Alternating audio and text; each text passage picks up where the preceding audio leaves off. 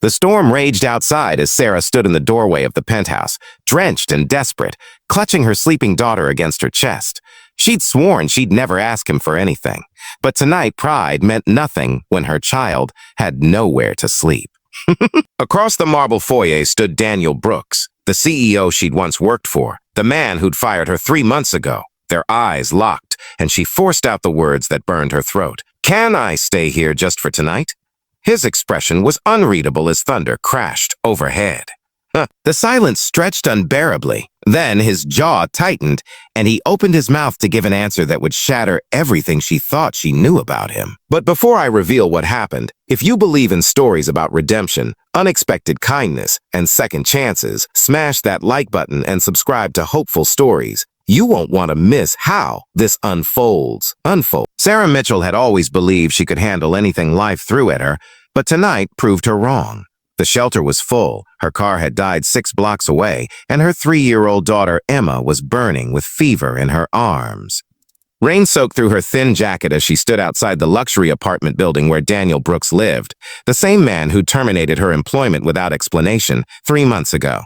She'd walked past this building every day since, always averting her eyes, always swallowing her anger. Tonight, she had no choice. Her phone was dead, her bank account was empty, and Emma's small body trembled against her chest. A mother will do anything for her child, even beg the man who destroyed her life. The doorman recognized her from her days delivering reports to Mr. Brooks. His eyes widened in surprise, then softened with pity when he saw Emma's flushed face. He didn't ask questions, just buzzed them up to the penthouse level. The elevator ride felt endless, each floor a reminder of how far Sarah had fallen. 3 months ago, she'd been Daniel's executive assistant, respected and well paid. Then one morning, he'd called her into his office and told her she was fired, effective immediately. No explanation, no severance, nothing. She'd begged for answers, but he'd simply stared at her with those cold blue eyes and said it was a business decision. Within weeks, she'd lost her apartment. Her savings evaporated paying for Emma's medical bills. And tonight, when Emma's fever spiked and she had nowhere else to turn, Sarah found herself at the door of the man who'd ruined everything. Daniel answered on the first knock, and Sarah watched shock register on his face. He looked different than she remembered, exhausted, and somehow older despite only 3 months passing. His white shirt was wrinkled, his hair disheveled, and there was something haunted in his eyes.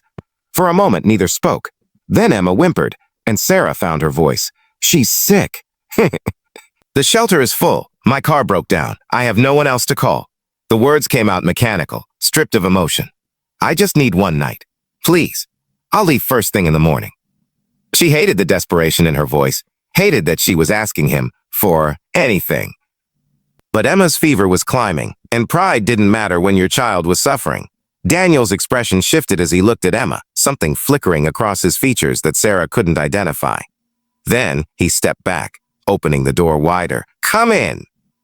The penthouse was exactly as Sarah remembered from the time she dropped off documents, all sleek minimalism and expensive taste. But something was different. Children's toys were scattered across the coffee table, and a small jacket hung by the door. Daniel saw her notice, and his jaw tightened. He led her to a guest room without speaking, then disappeared, returning moments later with towels and dry clothes. "Get her out of those wet things," he said quietly. "I'll call my doctor." Sarah wanted to refuse, wanted to maintain some shred of independence, but Emma's skin was fire hot. She nodded, and Daniel left, closing the door gently behind him. As Sarah changed Emma into the soft, warm pajamas Daniel had provided, she noticed they were brand new, tags still attached, sized perfectly for a 3-year-old. Her hands trembled as she removed them. Why did he have children's clothes? The doctor arrived within 20 minutes, a kind woman who examined Emma thoroughly. "It's a respiratory infection," she explained, writing prescriptions. "Nothing serious, but she needs rest and antibiotics." Daniel took the prescriptions and disappeared again, returning an hour later with medications and soup. He set everything on the bedside table, his movements careful and quiet. "Thank you," Sarah managed, the words inadequate. Daniel looked at her then, really looked at her, and Sarah saw something raw in his expression. "I need to tell you something," he said, his voice rough, "about why I fired you, about everything." Sarah's heart hammered. "What?" He ran a hand through his hair, a gesture she recognized from countless stressful meetings. 3 months ago, I found out I had a daughter. Her mother died, and I'm her only living relative. She was 2 years old, and I didn't even know she existed. Sarah's breath caught. Emma.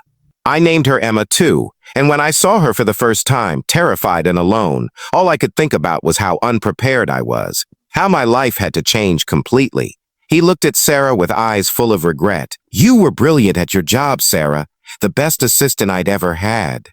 But you were also a single mother, and I watched you balance everything with such grace. I knew if you stayed, I'd lean on you for help with my daughter, and it wouldn't be fair. You'd have become a surrogate mother to my child, while I figured out how to be a father. So I made a decision I thought was right. Sarah stared at him, years of anger crumbling. You fired me to protect me? Daniel's laugh was bitter. I fired you because I was a coward. I thought if I removed the temptation, I'd be forced to figure it out myself. Instead, I made both our lives harder. He looked at Emma sleeping peacefully now, her fever already breaking. I'm so sorry, Sarah, for everything. Sarah didn't sleep that night.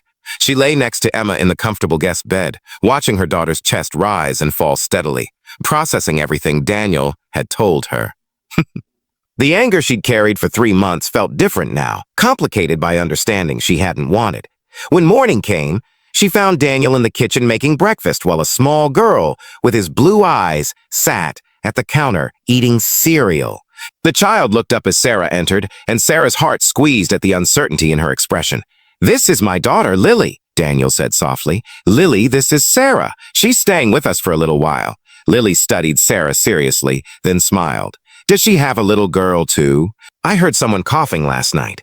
Sarah nodded, surprised by the child's perception. I do. Her name is Emma.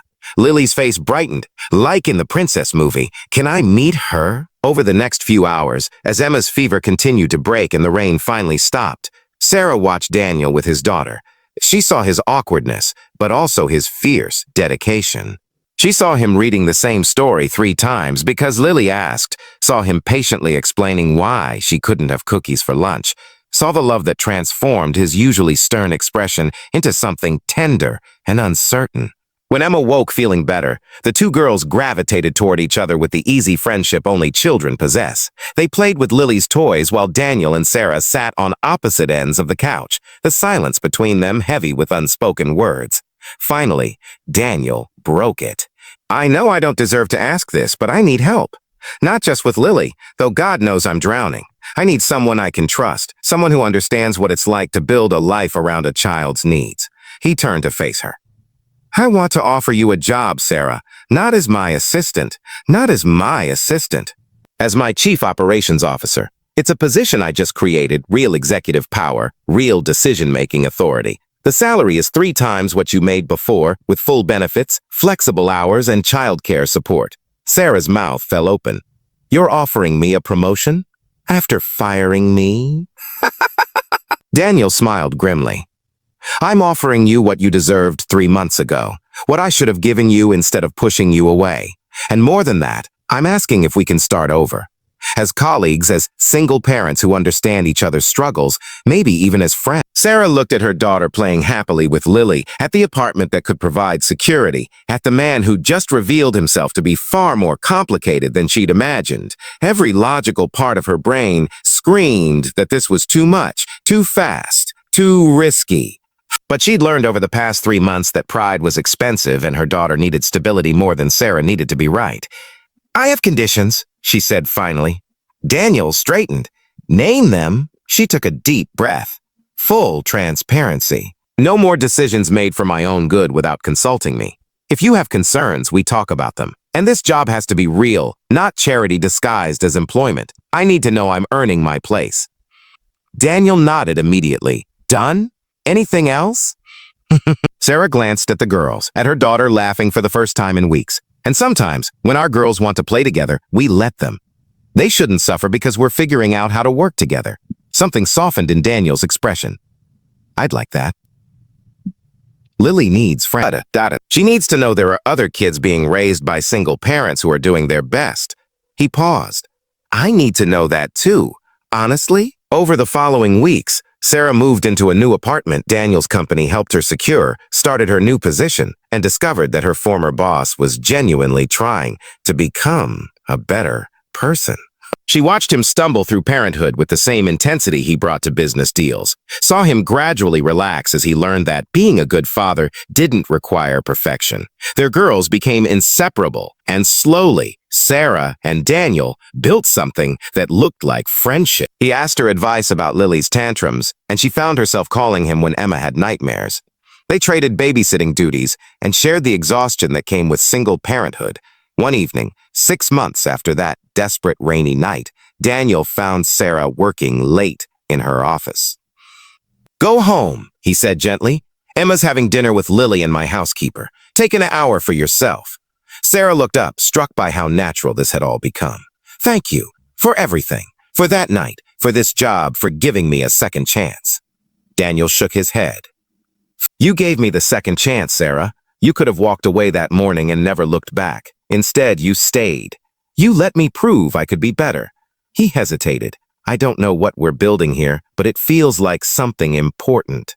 Tokyo. Sarah smiled, thinking of their daughters giggling together down the hall, thinking of the life she'd rebuilt from ruins. Maybe we're just two people who learned that asking for help isn't weakness, that sometimes the worst moments lead to the best transformations. Daniel returned her smile. Maybe that's enough. So Daniel's answer wasn't just yes for one night. His answer was an apology, an explanation, and an opportunity that changed both their lives. Sometimes the people who hurt us are fighting battles we know nothing about. Sometimes asking for help in our darkest moment opens doors we never imagined existed. If this story touched your heart, please hit that like button and subscribe to Hopeful Stories for more tales of redemption, second chances, and the courage it takes to start over. Because we all deserve stories that remind us it's never too late to make things right. Until next time, remember that one night of courage can transform into a lifetime of possibility.